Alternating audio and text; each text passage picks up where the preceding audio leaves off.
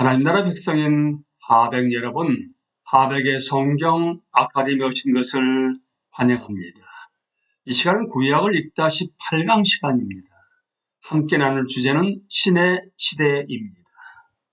우리는 이 시간에 하나님의 백성이 우상을 만들지만 여호와는 은혜를 베푸신다. 출애굽기 32장에서 34장 말씀을 함께 나눕니다. 모세가 산에 올라 하나님의 율법을 받는 동안 산 언저리에서는 상상도 못할 일이 벌어지고 있었습니다. 그리고 이 사건은 구약에서 하나님 백성의 이야기에 깊고도 지속적인 영향을 미치게 됩니다. 모세가 아직 산에 있을 때 이스라엘 자손은 모세 형인 아론 주위에 모여 우리를 인도할 신을 만들어 주십시오. 우리를 이집트 땅에서 올라오게 한 모세라는 사람은 어떻게 되었는지 모르겠습니다. 출애굽기 32장 1절 말씀입니다. 라고 말합니다. 그들은 불과 얼마 전에 하나님과 언약 관계를 맺고 하나님의 율법에 순종하겠다고 선포했었습니다. 그들은 모세가 전해준 너는 나 외에는 다른 신들을 내게 두지 말라라는 말씀과 너를 위하여 새긴 우상을 만들지 말고라는 말씀도 들었습니다. 이 언약의 말씀을 듣고 이스라엘 자손은 여호와의 모든 말씀을 우리가 준행하리라고 동의했었습니다. 그러했던 이들이 어떻게 그렇게 더 빨리 약속을 잊은 것일까요? 아마도 아론은 그들을 바로잡아 줄 것입니다. 어쨌든 아론은 모세의 대변자가 아니었습니까? 하나님도 그를 사용하셔서 이적과 기사를 행하지 않았는가요? 그러나 아론은 이스라엘 자손에게 하나님의 율법, 그러니까 너는 나 외에는 다른 신들을 내게 두지 말라라는 하나님의 율법을 일깨워 주기는커녕 금반지를 다 빼서 내게 가져오라고 말합니다. 아론도 보통 사람들과 전혀 다르지 않았습니다. 왜냐하면 그도 연약함에 휩싸여 있었기 때문입니다.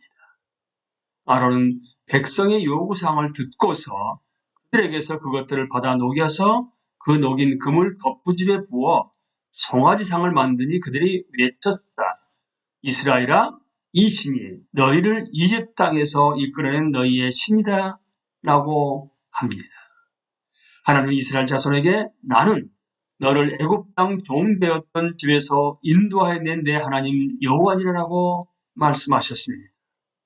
그런데 이제 그들은 그 구원의 공로를 자신들이 방금 만들어낸 우상에게 돌리고 있는 것입니다.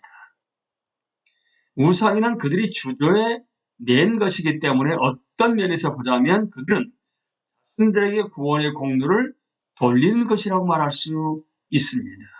시편 저자는 이 사건을 다음과 같이 묘사합니다.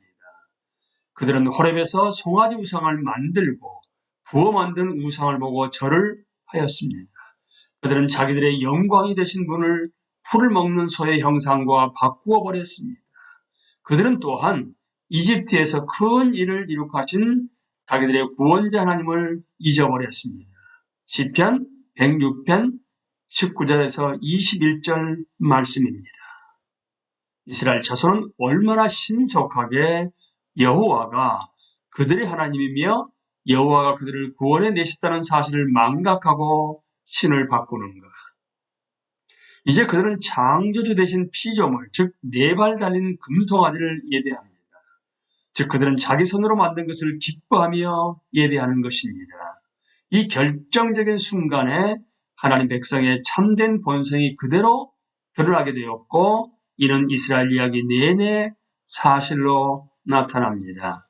하나님 모세에게 산에서 내려가라고 말씀하십니다.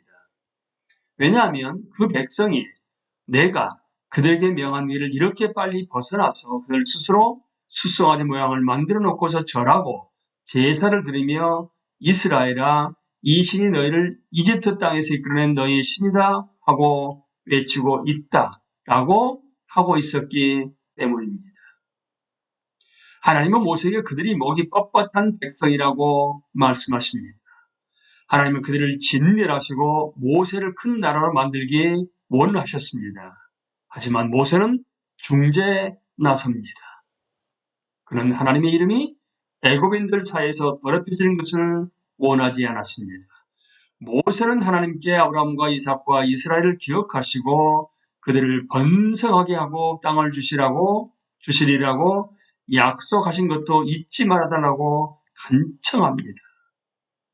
모세는 이스라엘이 순종하지도 않았고 신실하게 행하지도 않았으며 극악한 행위를 저질렀지만 하나님께 족장들에게 하셨던 그 약속을 지켜달라고 간청한 것입니다. 모세는 하나님의 자비와 은혜에 호소하며 옛 언약을 기억해달라고 호소합니다. 그래서 하나님이 실제로 이스라엘에게 보내시려고 했던 재앙을 참으십니다.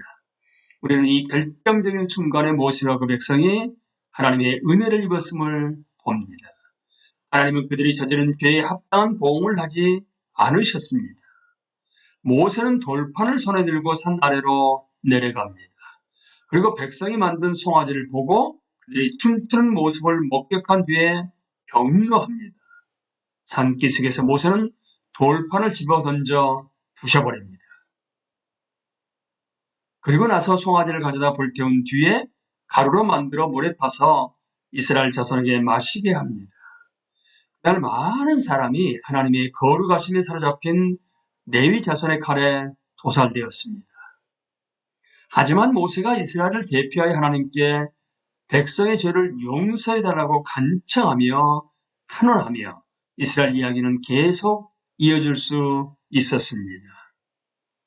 여호와 하나님 긍휼과 은혜가 풍성하신 분, 하나님은 모세에게 천사를 보내어 이스라엘을 그 땅으로 인도하시기나 하되 그들과 함께 그곳에 가지는 않겠다고 말씀하십니다. 그들은 목이 곧은 백성이기 때문입니다. 하나님은 단 한순간이라도 그들과 함께 올라가게 되면 그 분노로 그들을 진멸해 버리겠다고 말씀하십니다. 하지만 모세는 여호와 하나님께 은혜를 베풀어 주셔서 그 백성과 함께 해달라고 기도합니다. 모세는 하나님이 그들과 함께하지 않으시면 이스라엘 역사는 끝나고 만다는 사실을 분명히 이해하고 있었습니다. 모세는 하나님께 간청합니다. 저에게 주님의 영광을 보여 주십시오.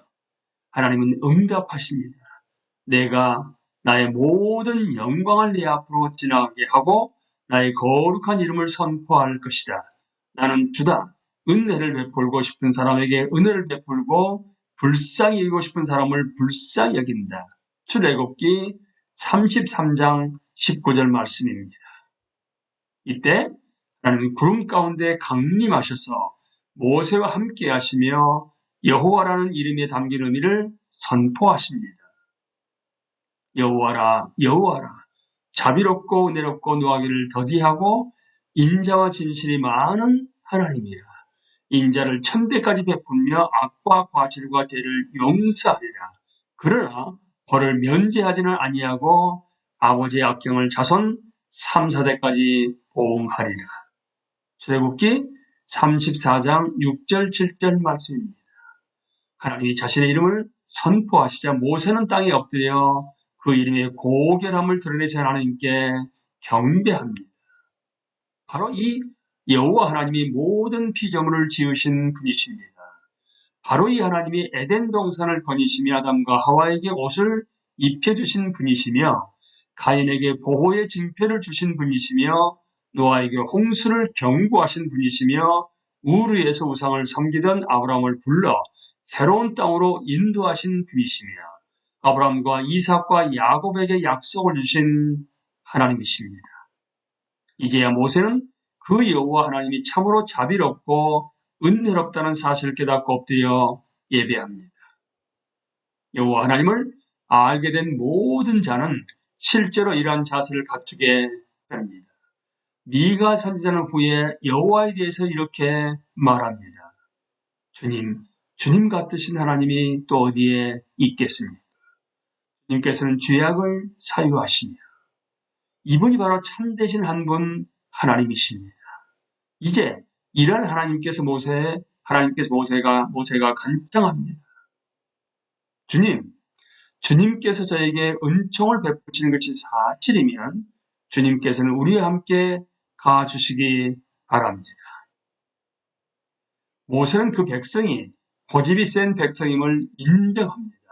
그리고 하나님께 우리의 악과 우리의 죄를 용서해 주시고 우리를 주님의 소유로 삼아 주시기를 바랍니다. 라고 간구합니다. 여기에서 놀라운 사실은 이스라엘 자손이 금송아지를 만들고 그것을 숭배하여 여호와를 버렸지만 하나님은 그들을 진멸하지 않으셨다는 점입니다. 바로 여호와는 자비롭고 은혜롭고 노하기를 더디하고 인자와 진실이 많은 하나님이시기 때문입니다. 우리 역시 이 하나님 앞에 엎드려 경배해야 합니다. 시간을 내서 출애굽기 32장부터 34장을 꼭 읽어보십시오. 그저 흘러버리듯이 읽지 마십시오. 그 이야기가 여러분의 마음과 영혼과 생각을 꿰뚫도록 해보십시오. 여호와 하나님의 성품을 숙고하십시오. 하나님은 자기 백성이 하나님께 돌아서서 이방신을 섬길 때도 그들의 죄악을 용서하시는 분이십니다. 그리고 우리는 구약 성경 내내 이런 하나님의 모습을 목격할 것입니다. 구약 성경을 연구하다 보게 되면 이스라엘이 존재할 수 있었던 것은 오로지 하나님의 자비하심 때문이라는 사실을 깨닫게 됩니다. 거의 1000년이 흐른 후 이스라엘이 가장 어두운 나날을 지내며 완전한 절망에 빠져 있을 때도 하나님의 백성을 지탱해주는 유일한 소망은 하나님의 은혜와 자비에 대한 희망이었습니다. 자비하신 하나님의 성품은 단지 모세 시대에만 그들을 지켜준 것이 아니었습니다. 이 오랜 시절에 걸쳐 그들이 계속 생존할 수 있었던 근거는 오직 자비하신 하나님의 성품뿐이었습니다. 통탄스럽게도 이스라엘이 황금 송아지를 만든 이 사건은 앞으로 지속될 우상 숭배 시작에 불과했다는 사실을 뼈저리게 인식하게 됩니다. 이스라엘 자손은 지속적으로 창조주이신 여호와 하나님이 아닌 자신들이 직접 만든 우상을 섬깁니다.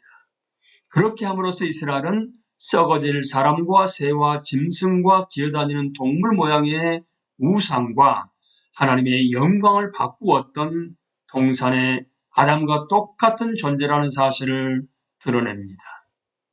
이스라엘의 근본적인 문제는 아담이 그들 가운데 존재한다는 점이었습니다.